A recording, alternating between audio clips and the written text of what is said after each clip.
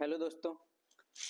आज जैसा कि कल हम ज्योग्राफी का शुरुआत किए हैं, सीडीएस, यूपीपीसीएस और अन्य सभी एग्ज़ाम्स के लिए बहुत उपयोगी साबित होगा। तो कल हमने वीडियो जो बनाया हुआ था वो हमने प्लेट के बारे में आप लोगों को बताया था। तो आज उसी का अगला सीरीज पार्ट 2 हम बना रहे हैं और ज्योग्राफी का लगातार इसी तरह का सीरीज बढ़ता रहेगा, जहां हम बना रहे हैं भूकंप व सुनामी। ठीक है, तो भूकंप व सुनामी आज हमारा तीसरा क्लास है। 2 क्लास पीछे हमने करा लिया है सीडीएस वालों को। सीडीएस का बैच लगातार चल रहा है, लक्ष्मी क्लासेस बीकापुर अयोध्या। तो इस सीरीज में हम लोग आज जो बनाने जा रहे हैं तो उस टॉपिक का नाम है भूकंप व सुनामी। तो भूकंप व सुनामी क्या होता है, सबसे पहले हमारे दिमाग में चलता है कि भूकंप या सुनामी से हमें क्या समझ में आता है। तो भूकंप, सुनामी तो भूकंप ही है। भूकंप जो समुद्री तल के नीचे होता है भूकंप, उसको हम सुनामी कहते हैं। सुनामी में मतलब समुद्री तल के प्लेट को टूट जाना और बहुत ज़्यादा मात्रा में पानी का विस्थापित हो जाना एक जगह से दूसरे जगह सुनामी कहलाता है। तो ये जो हमारी सुनामी या फिर भूकंप आता है वो हमारी पृथ्वी के अंतर्जात बल या बहिर्जात बल के कारण होता है। अंग्रेजी में इसको इंडोजेनेटिक फोर्स और एक्सोजेनेटिक फोर्स के नाम से जाना जाता है। तो आज हम लोग वही पढ़ने जा रहे हैं कि इंडोजेनेटिक फोर्स और एक्सोजेनेटिक फोर्स भूकंप कैसे लाता है। ठीक है, तो इंडोजेनेटिक फोर्स मतलब हमारे प्लेटों के बीच में कभी भी प्लेट में क्रैक आते हैं या प्लेट टूटता है या प्लेटों में मोड़ आ जाती हैं, कुछ इस तरह के बल लगते हैं, तो वहां से ऊर्जा का सृजन होता है, मतलब ऊर्जा का निष्कासन होता है और वो ऊर्जा तरंगों के रूप में बाहर की तरफ जाती है।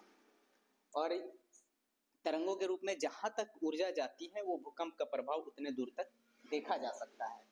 अब भूकंप में हम आगे पढ़े कि भूकंप कितने प्रकार के होते हैं। तो मुख्यतः भूकंप जो हमारे हैं वो 2 कारणों से होते हैं, प्रकार नहीं है, कारणों से होते हैं। पहले उसमें मानवीय कारण है और दूसरा हमारा प्राकृतिक कारण है। प्राकृतिक कारण में देखें तो ज्वालामुखी का उद्गार, जहां जहां ज्वालामुखी का उद्गार होता है उसके आसपास भूकंप और ऊर्जा का सृजन होता है, तरंगों का उत्पन्न होना और भूकंप का झटका महसूस होता है। वहीं प्लेटों का विवर्तन, प्लेट में लगातार बदलाव होता है। प्लेट, पिछले क्लास में हमने पढ़ा ही दिया है कि प्लेट एक तो एक दूसरे से दूर जाते हैं या पास आते हैं, टकराते हैं प्लेट, तो वहां पे प्लेट विवर्तन का कारण बनता है, जहां इसको हम प्राकृतिक भूकंप आने प्राकृतिक कारण मानते हैं। दूसरा वलय या भ्रंशन, प्लेटों में जब प्लेटों के बीच भ्रंशन होता है, जैसे कि हम पिछले क्लास में बता भी चुके हैं कि हमारे यहाँ नर्मदा नदी जो एक भ्रंश घाटी में बहती है, वो प्लेट के भ्रंशन के कारण ऐसा हुआ है। अब मानवीय कारणों में जाएं तो अस्थिर क्षेत्र में सड़कों या बांध को बनाना, विशाल जलाशय का निर्माण।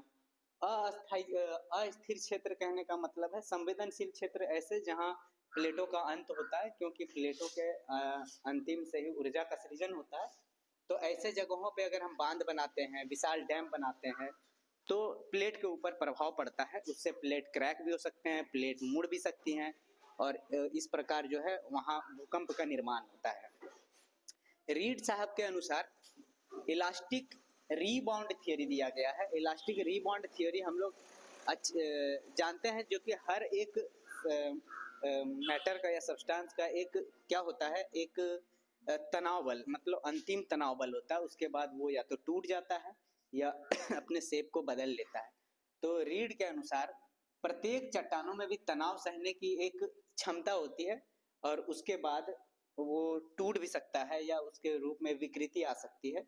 विकृति आने के बाद अपने मूल रूप में भी चीजें आती है। जैसे एक रबर को ले लेते हैं, रबर को या बॉल को, अगर उसको हम दबाते हैं, अगर बॉल को दबाते हैं तो फिर क्या होता है, वो अपने रूप में आ जाता है, मतलब बॉल दोबारा रीगेन कर लेता है, अपने पोजीशन को रीगेन कर लेता है। ठीक है, तो ये रीड साहब, और उन्होंने ये बताया कि चट्टानों के साथ भी ऐसा होता है और इसी कारण क्या होता है, या तो भ्रंशन की घटना होती है या तो भूकंप जनित होता है वहां से। ठीक है, अब जब भूकंप आने वाला होता है उस समय हमारे वातावरण में रेडॉन गैस की मात्रा बढ़ जाती है।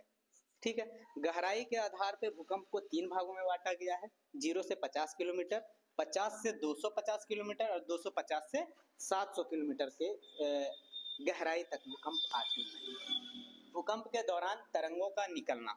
अब जब जब भूकंप आती है, प्लेट आपस में टकराती हैं, डिस्टरबेंस होता है प्लेटों में, तो उसके वजह से उसमें तरंगों का निष्कासन होता है, तरंग निकलती है, जिसमें पिछले क्लास में ही हम लोगों ने पढ़ लिया है कि पी तरंग, एस तरंग और एल तरंग। पी तरंग हम लोग कहते हैं प्राइमरी या प्राथमिक तरंग, एस तरंग सेकेंडरी या द्वितीयक तरंग के नाम से जाना जाता है, और एल तरंग जो है लव तरंग के नाम से जाना जाता है। तो पी तरंग जो है वो सबसे तेज चलने वाली तरंग होती है, और पी तरंग हमारे दोनों ही माध्यम से जा सकती है, तरल माध्यम और ठोस माध्यम दोनों ही माध्यम से गुजर सकती है, ठीक है। और ये अनुदैर्घ्य तरंग होती है, जो कि इसकी तरंग जो है वो ध्वनि की तरह काम करती है, उनके भांति काम करती हैं।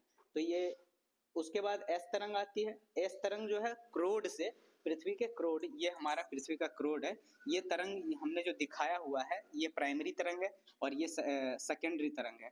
तो एस तरंग जो है हमारे क्रोड से नहीं गुजर सकती है, क्यों? क्योंकि वो सिर्फ ठोस माध्यम से ही चल सकती है, वो जो है तरल माध्यम से गुजर नहीं सकती है, ठीक है। उसके बाद ये अनुप्रस्थ तरंग है, इसकी प्रकाश की भांति तरंग होती है। एल तरंग सबसे धीरे चलने वाली तरंग है, और ये जो है पृथ्वी के ऊपरी भाग को सबसे ज्यादा प्रभावित करती है। ये भी एक अनुप्रस्थ तरंग है, और ये सबसे ज्यादा विनाशकारी तरंग कहलाती है, ठीक है। और सबसे दूरी तक जाने वाली तरंग है, मतलब ये तरंग सबसे, अगर ये तरंग निकलती है तो हमें भूकंप के झटका दूर तक महसूस हो जाता है, काफी दूर तक महसूस होता है इसमें, ठीक है। भूकंप की तीव्रता मापने के यंत्र हमारे पास हैं, जिससे हम अपने भूकंप की तीव्रता को मापते हैं, वो सिस्मोग्राफ कहलाते हैं। अब आता है 3 तरीके का स्केल है जिससे हम भूकंप को माप सकते हैं। वो 3 स्केल कौन कौन सा है? तो पहला स्केल जो हमारे पास है वह रॉसी-फेरल स्केल। इसमें जो स्केल का मानक दिया होता है, यूनिट होते हैं इसमें 1 से लेके 11 तक का होता है। वही दूसरा मार्केली स्केल में जाएंगे, 1 से लेके 12 तक यूनिट मैपिंग किया होता है स्केल के ऊपर। और तीसरा जो सबसे ज्यादा उपयोगी है, जो अभी भी इसका उपयोग में लाया जाता है, वो है रिएक्टर स्केल। रिएक्टर स्केल 1 से 10 तक इसका मतलब मापन है, इसकी यूनिट है, मतलब 10 तक की यूनिट इसमें दी होती है। और हर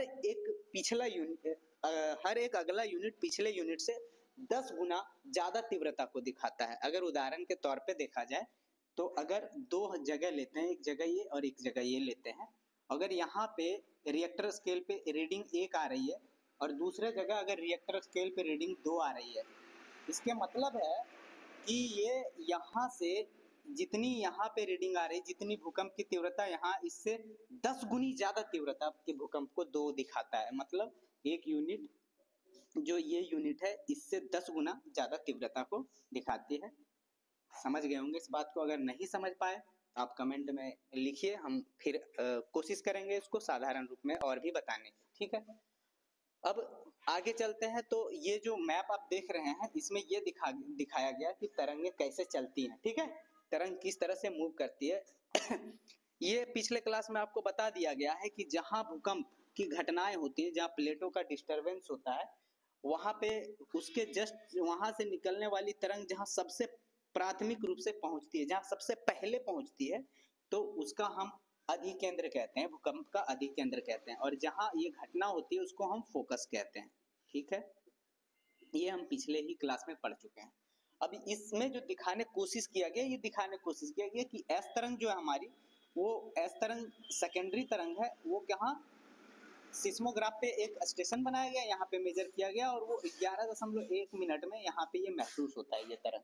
वही अगर हम पी तरंग का बात करें तो पी तरंग को भी इतने ही देर में महसूस होना। एस तरंग तो पहली बात की ये क्रोड माध्यम से नहीं जा सकता, क्योंकि क्रोड का ऊपरी क्रोड जो है वो हमारा तरल माध्यम होता है, और तरल माध्यम से एस तरंगे नहीं चल सकती हैं। तो ये यहाँ पहुंच जाता है 11 मिनट में। लेकिन एस तरंग जो है, एस तरंग को अगर इस माध्यम से अगर कोर से ना गुजारा जाए तो ये जल्दी पहुंच जाती है। लेकिन जैसे ही ये कोर से गुजरती है, प्राइमरी तरंग पी तरंग कोर से अगर गुजर के जाती है तो इसको आने में यहाँ 21 मिनट का समय लगता है। जबकि हम पहले ही आपको बता दिए हैं कि पी तरंग जो प्राथमिक तरंग सबसे तीव्र चलने वाली तरंग है, उसके बावजूद भी इतना देर पहुंचता है। ये इसके मतलब है कि प्राइमरी तरंग जो है हमारी, जब ठोस में तेज चलती है और जब तरल माध्यम में ये इसकी गति स्लो होती है, तो इतना समय लगने के पीछे ये कारण है, इस चीज को आंतरिक संरचना, ये भी हम पहले ही क्लास में मैं पढ़ा चुका हूँ आंतरिक संरचना के बारे में।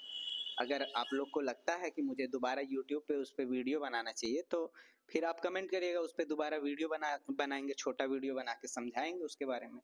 तो आंतरिक संरचना में हमारा जो बाह्य कोर है, तो बाह्य कोर क्या है कि हमारा बाह्य कोर तरल है, और वही तरल होने के वजह से यहाँ पे जो ये तरंग हमारी जो पी तरंग है वो धीमी गति इनकी धीमी हो जाती है, तीव्र नहीं रहती उतनी, तो इसी वजह से इसको आने में काफी समय लगता है।